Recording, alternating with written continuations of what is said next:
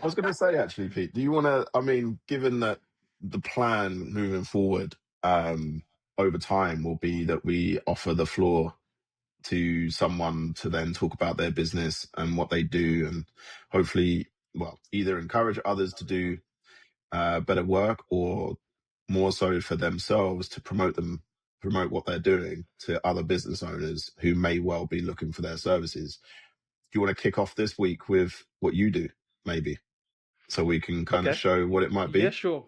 I was going to put it to you, mate, because you probably have a service that's a little bit more Yeah, you'd relevant like to and mainstream, put me on and the more spot. mainstream than what I'm doing, because I'm in a very unique niche, I would say. Whereas you're Yeah. kind of like, you'll be more applicable to people that will be watching who have businesses who probably want to, on web and AI and all that. So Yeah, sure. Okay, well, look, the reason why I wasn't going to lead with it myself, and it might be something that I discuss at a later date, is that I'm actually going through a bit of a transitional period with my business. Because just for a bit of background, real quick, is that I have a small digital agency that predominantly does web products. But spans out into the traditional sort of creative agency space. So video, animation, photography, all of the sort of digital elements that a marketing person may need. But we also have another business called Sidekit that started off as an AI transformation business, where we help small businesses and freelancers, etc., learn how to use AI to better their business operations. So it can be anything customized, but it might be automation workflows, toolkits that help them implement AI to make them more efficient, but also look at their actual business systems and see where AI can help with those business systems, rather than go, here's AI, throw it at everything you possibly could think of. It's more a case of how do we make the human better at what they do, or free them up to do the thing that they set out to do.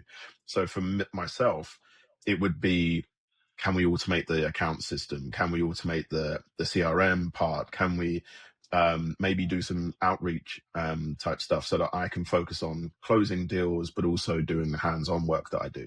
So that's where Sidekick comes in.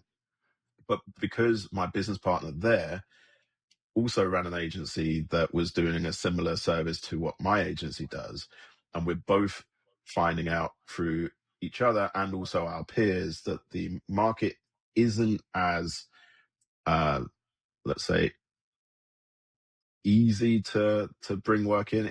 It's quite slow at the moment. it's not as Let's just buoyant. say Yeah. it's not as buoyant, and it's something that we want to look at and maybe adapt to. So we're actually looking at expanding Sidekit's offering to showcase creative AI working. So, for example, any of the web work that we do, a lot of our clients that are speaking to us at the moment are a little bit worried about, in the UK, obviously, we've got the budget coming up in a couple of weeks. That's actually having an impact on some of the smaller and medium-sized businesses that we work with, where they're putting work off till at least till the budget's done, but then it's moving into after Christmas and beyond. And until money's in the bank, I never expect any job to go ahead. So before any of that really impacts on us negatively, we're making a decision now to adapt to the current climate. We're seeing more and more clients look to use AI to test it, to see how efficient it may be for them. So they're doing things that they may not have done before. Seeing an easy route to make creative assets because AI can output them. What we are finding, though, is when they do test these things, because they don't have the creative background or the knowledge of coding a website or anything, the output is pretty poor. So, crap in, crap out, as they say. And it's what we want to make sure of is that we can offer a service that ticks the box of the lower cost element, so that we can give them something that's of value at a lower tier.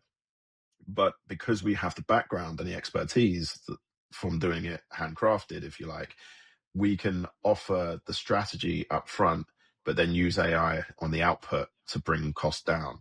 So traditional sort of way of thinking from an agency perspective is that a client can't have, if there's the three sliders, as they say, so it's cost, quality, and speed. And you can only pick two of those typically.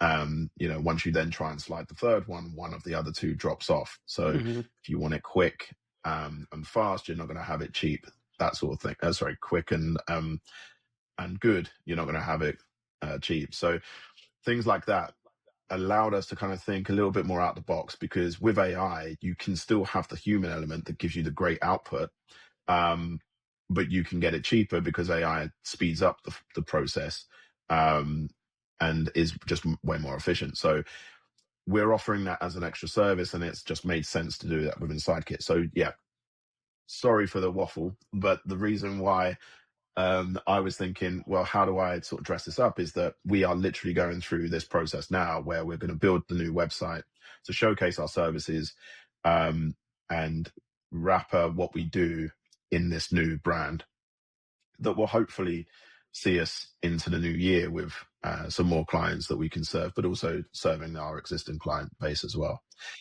Yeah, So yeah, in a nutshell, yeah, that's what we're, I say in a nutshell, that was yeah, quite a big nutshell, yeah, but yeah, if you want to know more, then it's sidekit.ai. yeah.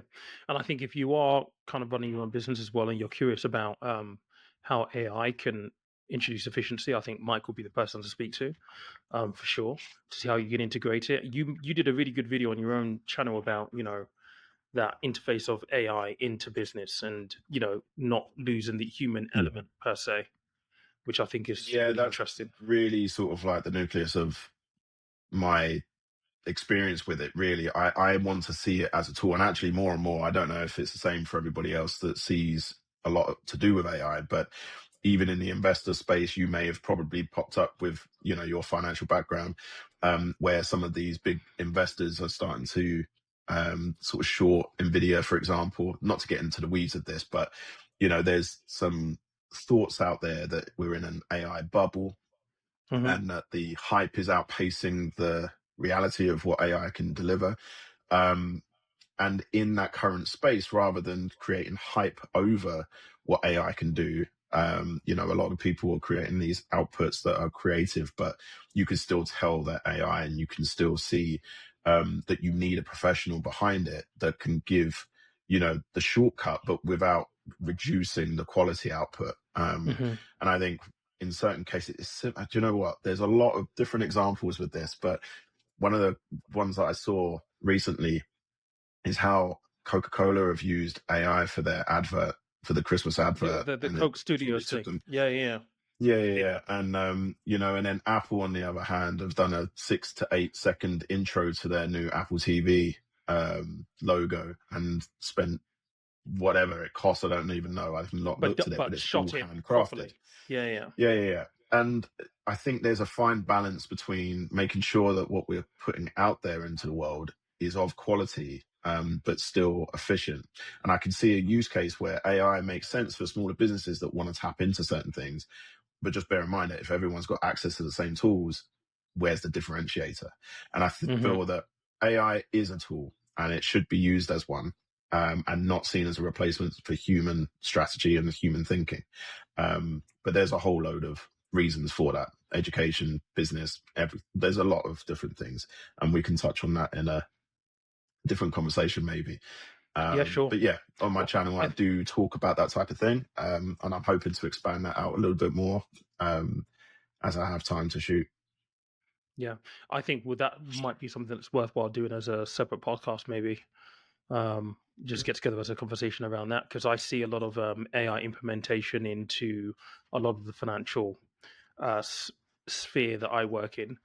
People developing tools and algorithms and all this kind of stuff, and it's like, okay, but can it really make the best decision for you? But you can't disconnect the human element to it, because No.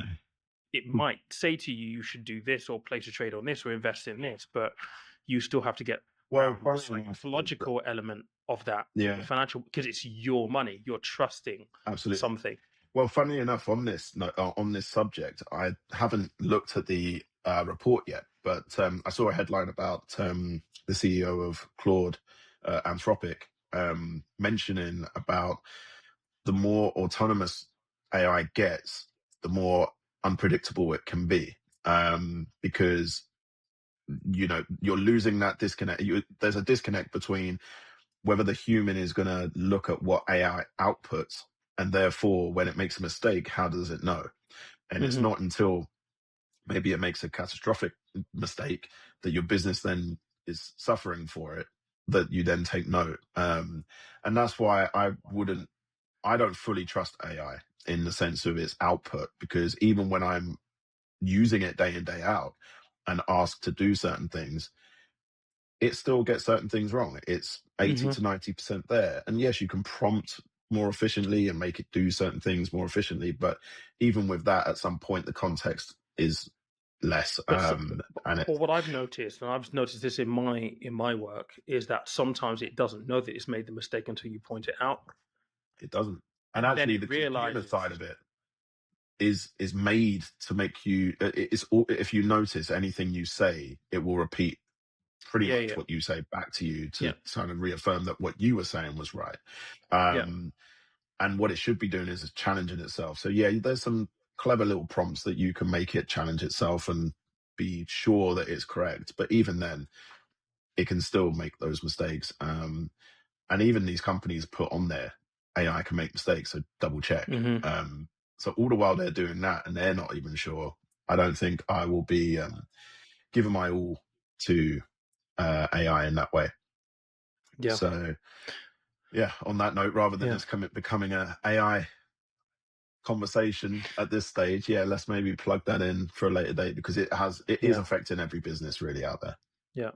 I mean, what I will do is I'll probably try and chop this last segment into a short video for the benefit of people who may watch this, because I think it's a really, really big topic right now in the AI space. And, you know, we're working on something in the AI space for my realm of business, which will help Yeah. business owners and individuals on their with their personal finances. And I think Hmm. for me, at least, one of the big things that I think is worthwhile having a conversation on in this forum is, you know, separating business and personal finance and how you do that effectively as a business owner, because that oftentimes is a challenge for a lot of people. So there's lots of stuff we can cover on the channel, in which we will cover on the channel in due course and everything like that. But yeah, this is just one component of what we're offering. So again, if you're watching this and you picked up some nuggets or you found this interesting, you know, we'd love to have you as a subscriber. Make sure you do subscribe and join us on a Monday for, you know, some deep focus work, and, you know, we can head towards our goals together. That's the goal. Perfect. And Cheers, guys. yeah, catch up on Friday on how our week's gone. So have Yes. a good one All right. and Cheers, mate. speak soon. Catch Cheers. you in a bit. Cheers. Bye.